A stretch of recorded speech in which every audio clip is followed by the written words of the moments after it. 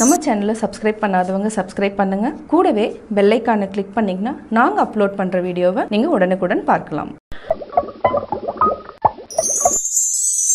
Hello friends, welcome to pebbles. நான் இன்றைக்கி செய்ய போகிறது வாழைக்காய் வறுவல். இது என்னென்னா நம்ம ஜீரகம், பச்சை மிளகாய், கொஞ்சமாக பெருங்காயம் தாளிச்சிட்டு இதை ரவுண்ட் ரவுண்டாக கட் பண்ணிவிட்டு இது கூட மஞ்சள் தூள், தனியாத்தூள் ஆட் பண்ணி செய்ய போகிறோம். வாங்க எப்படி செய்கிறதுன்னு பார்க்கலாம். தேவையான பொருட்கள், நம்ம 2 வாழைக்காய் எடுத்துக்கலாம்.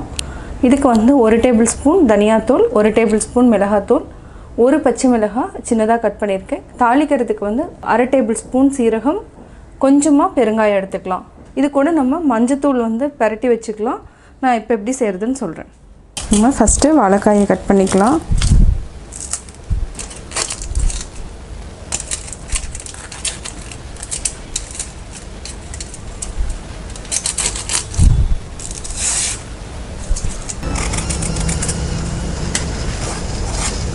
தோல் மட்டும் எடுத்துடுங்க, ரொம்ப எடுக்க வேண்டியதில்லை, அதாவது கொஞ்சமாக எடுத்துக்கலாம்.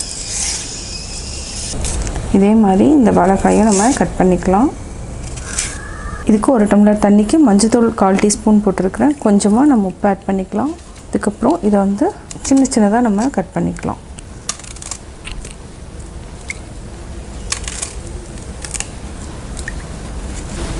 நார் இருந்துச்சுன்னா எடுத்துடுங்க.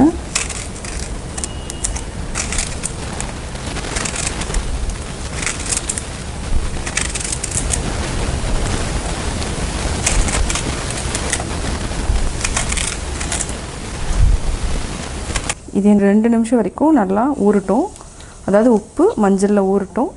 அதுக்கப்புறம் நம்ம வறுத்துக்கலாம். வாழைக்காய் நம்ம வறுத்துக்கலாம். இதுக்கு 2 டேபிள் ஸ்பூன் அளவுக்கு ஆயில் விட்டுக்கலாம். சீரகம், பச்சை மிளகாய், இதுக்கு நம்ம பெருங்காயம் யூஸ் பண்ணால் ரொம்ப டேஸ்ட்டாக இருக்கும், அதாவது வித்தியாசமான டேஸ்ட் இருக்கும்.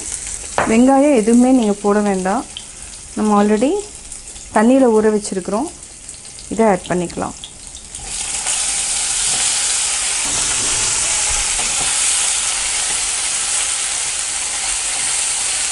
இது வேகிறதுக்கு கொஞ்சம் டைம் எடுக்கும்.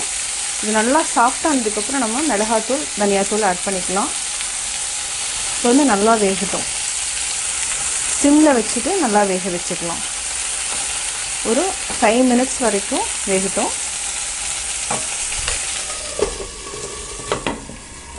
வாழைக்காய் நல்லா வெந்துடுச்சு. பார்த்திங்கனாவே ப்ரெஸ் பண்ணி பார்த்தோன்னா இந்த மாதிரி உள்ளே போகணும். நல்லா வெந்துடுச்சுன்னு அர்த்தம். இப்போ மிளகாத்தூளும் தனியாத்தூள் ஆட் பண்ணிக்கலாம். மிளகாத்தூள், தனியாத்தூள் நல்லா மிக்ஸ் பண்ணி விடுங்க.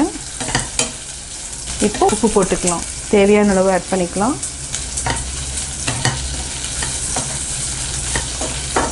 கொஞ்சமாக தண்ணி தெளித்து விட்டுக்கலாம்.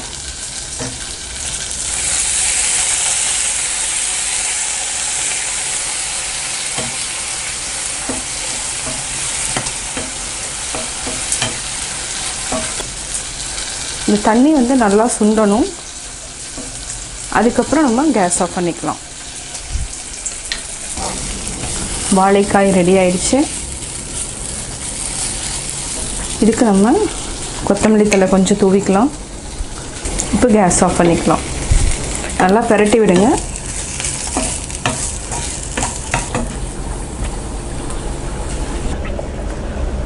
வாழைக்காய் வறுவல் ரெடி. நான் வாழைக்காய் வறுவல் எப்படி செஞ்சேங்கிறத பார்த்தீங்க. இது தக்காளி சாதம், தயிர் சாதம், புளி சாதத்துக்கு நல்ல காம்பினேஷன். இந்த வீடியோ பிடிச்சதுன்னா லைக் பண்ணுங்கள், ஷேர் பண்ணுங்கள், கமெண்ட் பண்ணுங்கள். மறக்காமல் எங்கள் சேனலை சப்ஸ்கிரைப் பண்ணுங்கள்.